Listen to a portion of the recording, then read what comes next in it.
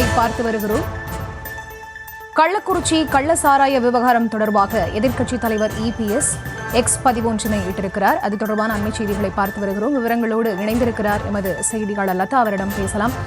வணக்கம் லதா. எதிர்க்கட்சித் தலைவர் அவருடைய எக்ஸ் பதிவில் என்னவெல்லாம் குறிப்பிட்டிருக்கிறார்? விவரம். வணக்கம்.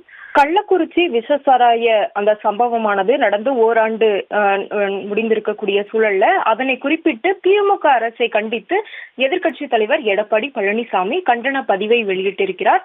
அவர் வெளியிட்டிருக்கக்கூடிய பதிவில், கோமுசி நதிக்கரை முழுவதும் சவக்கட்டைகளாக இருந்த இந்த காட்சியை கண்டு கலங்காத கண்ணீர் சிந்தாத உள்ளம் இல்லை இந்த திமுக ஆட்சியாளர்களை தவிர என்று குறிப்பிட்டிருக்கிறார். மேலும் மக்களின் கண்ணீரை, வேதனையை, ஆற்றொன்றா துயரை துளி கூட உணராதவராக தான் இன்றைய முதலமைச்சர் இருக்கிறார் என்று முதலமைச்சரை சாடியிருக்கக்கூடிய அவர், முழுக்க முழுக்க தன்னுடைய அரசின் அலட்சியத்தால் மட்டுமல்ல, தன்னுடைய அரசு சொன்ன ஒரு பொய் தான் இவ்வளவு உயிரிழப்புக்கு காரணம் என இந்த முதலமைச்சருக்கு தெரியாதா என்ற கேள்வியையும் முன்வைத்திருக்கிறார்.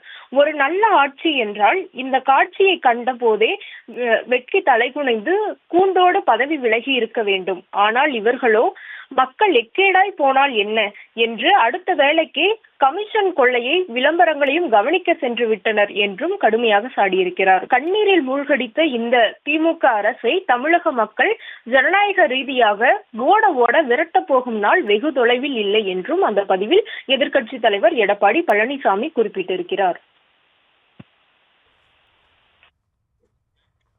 விவரங்களை வழங்கியமைக்கு நன்றி லதா.